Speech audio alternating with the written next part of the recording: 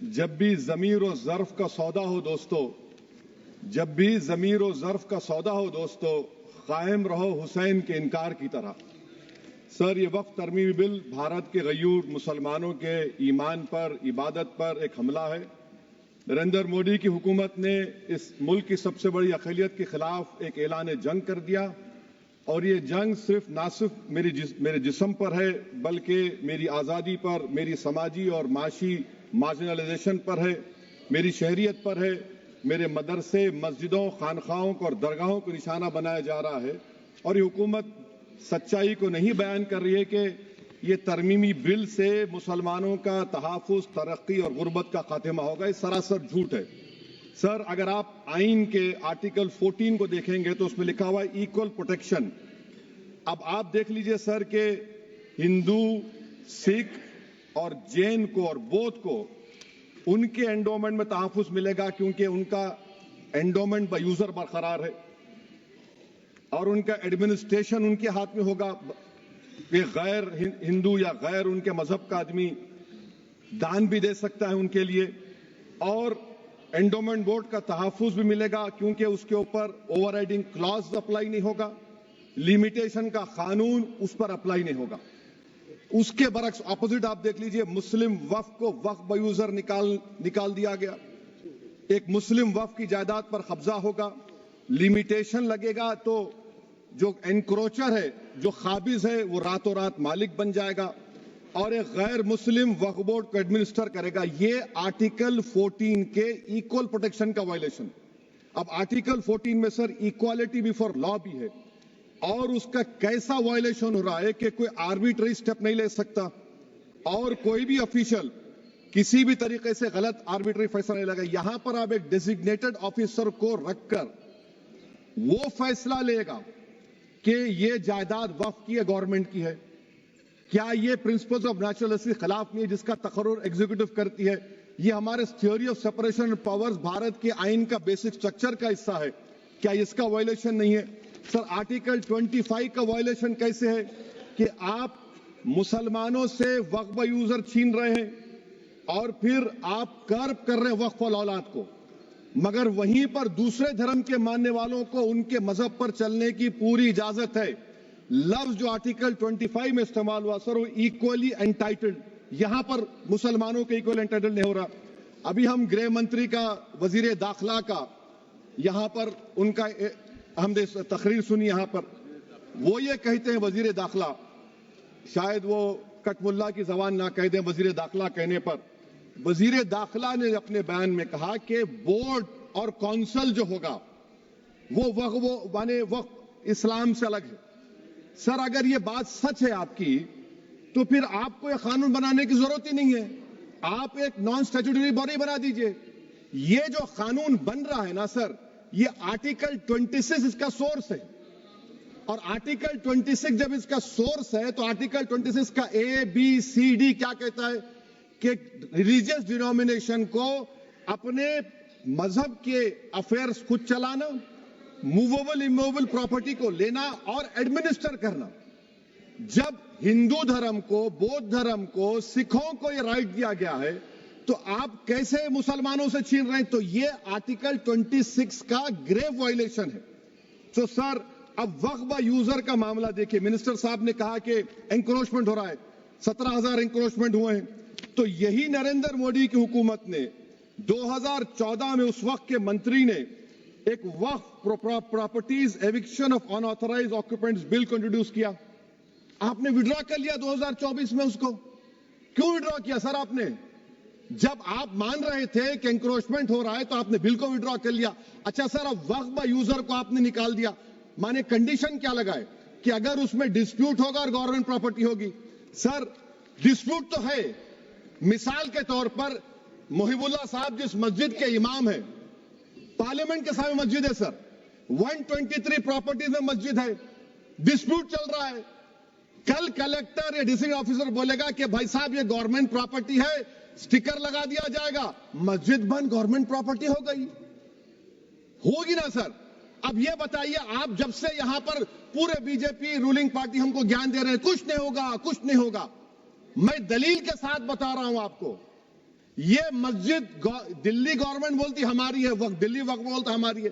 तो sir Waqf by user, अगर मैं अपनी गवर्नमेंट के खिलाफ वक्फ बोर्ड वक्फ बाय यूजर इस्तेमाल नहीं करेगा तो क्या है सर? अच्छा, ये अमेंडमेंट जब हो जाएगा तो मुझे कहने दीजिए सर, सिर्फ प्राचीन मंदिरों की हिफाजत होगी, मस्जिदों की नहीं होगी। अब सर आप आ जाइए, अगर डिस्प्यूट मेरा एंशिएंट मॉन्यूमेंट से वक्फ का, एक मिसाल दे रहा हूं, दिल्ली में 172 वक्फ प्रॉपर्टीज एएसआई कंट्रोल में है, मैं तो हार ही गया वो, क्योंकि मेरे पास डॉक्यूमेंट नहीं है। आप कह रहे हैं कि डॉक्यूमेंट चढ़ाओ। अगर मेरा गवर्नमेंट से डिस्प्यूट चल रहा है, मैं तो क्लेम ही नहीं कर सकता, क्योंकि आप जज बनेंगे, आप ही फैसला करेंगे, और जब तक आप फैसला नहीं करते वो वक्फ की प्रॉपर्टी नहीं होगी। वो प्रोविजन डाल दिया आपने। अच्छा, अगर मेरा डिस्प्यूट एनक्रोचर से होगा सर, तो एनक्रोचर में तो आपने तो 107 को डिलीट कर दिया। आप रातों रात खाबिज को, एनक्रोचर को मालिक बना रहे हैं। सर मैं ये पूछना चाहता हूं आपके जरिए हुकूमत से, एक मुंबई में एक बहुत बड़े दौलतमंद है, खोजा बरादरी का यतीम खाना था, उन्होंने 2004 या 5 में 22 करोड़ में खरीद लिया। वो केस सुप्रीम कोर्ट में, क्या आप उनको मालिक बनाना चाहती हैं लिमिटेशन एक्ट अप्लाई करके? हमको बताइए, हम जानना चाह रहे हैं। और सच्चर कमेटी ने सर 2007 में कहा कि दिल्ली के 123 प्रॉपर्टीज की मार्केट वैल्यू 6000 करोड़ की है। आज हम 2025 में आ गए, क्यों आप उन प्रॉपर्टीज के खिलाफ पड़े हुए?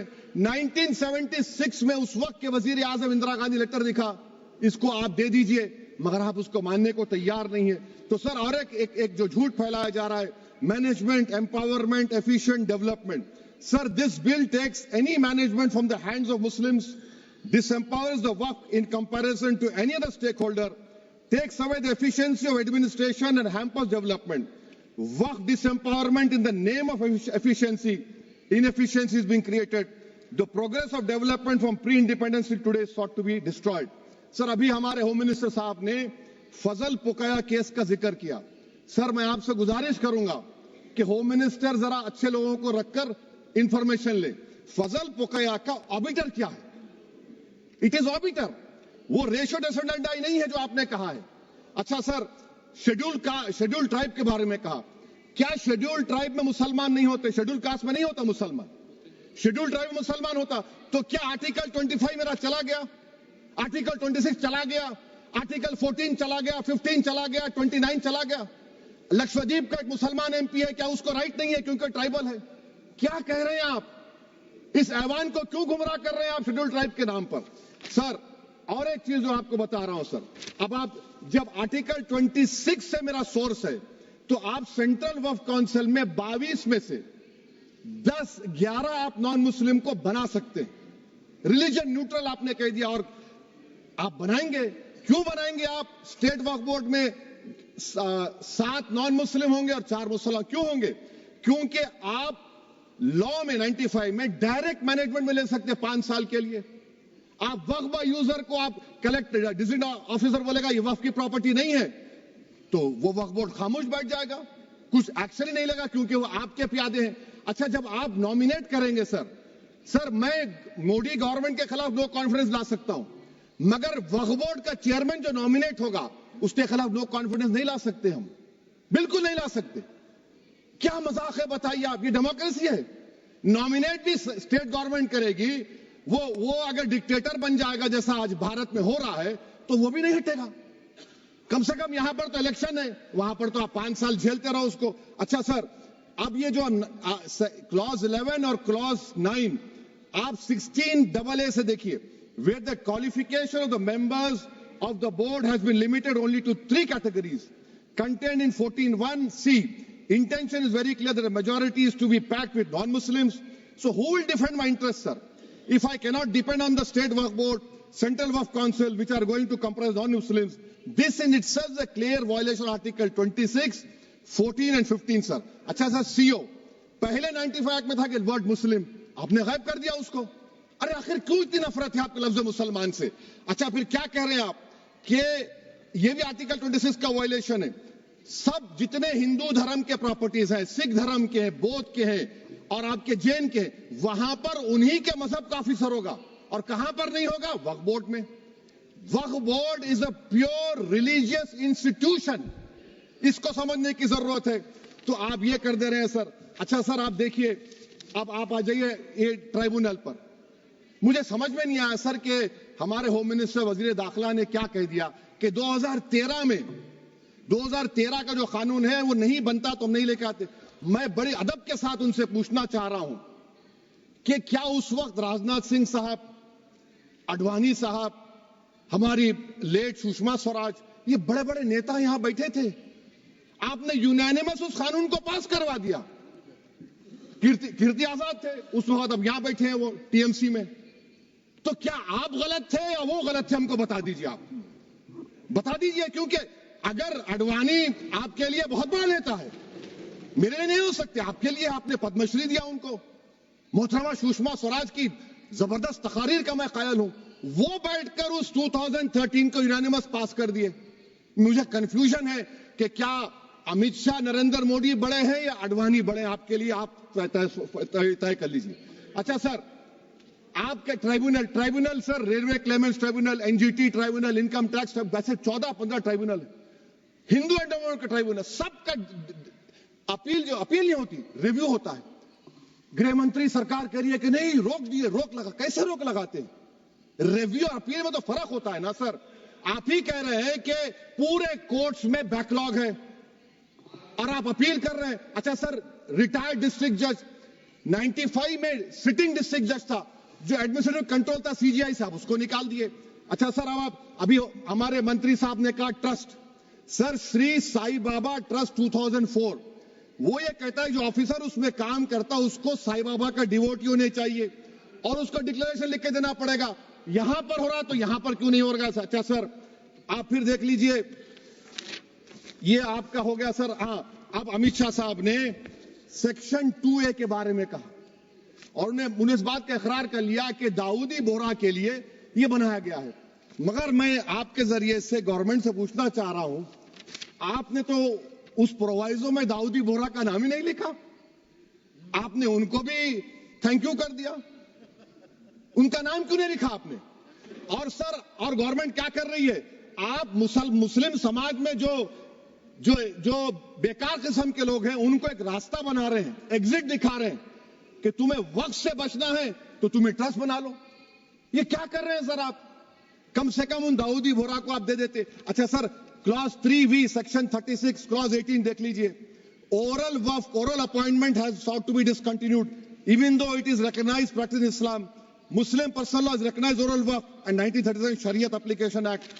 सर, आप क्लॉज 3(9) पर आ जाइए। 5 साल के लिए मुसलमान। मैं किरण रिजिजू से पूछना चाहता हूं, सर दाढ़ी रखे तो मुसलमान प्रैक्टिसिंग है या क्लीन शेव आपकी तरह है? तो बताइए हमको, प्रैक्टिसिंग क्या होगा? अच्छा, किसी को पकड़ के मॉब लिंच कर दिया और बोले कि JSR का नारा लगाया, और वो JSR का नारा लगाया तो क्या मुसलमान रहेगा? नहीं रहेगा। या फिर देश के प्रधानमंत्री ने कहा था कपड़े देखकर पहचानो, तो क्या कपड़े देखकर आप कह देंगे? अच्छा, अगर कोई क्रिश्चियन हिंदू धर्म कबूल करता है तो क्या वो मंदिर को दे सकता प्रॉपर्टी?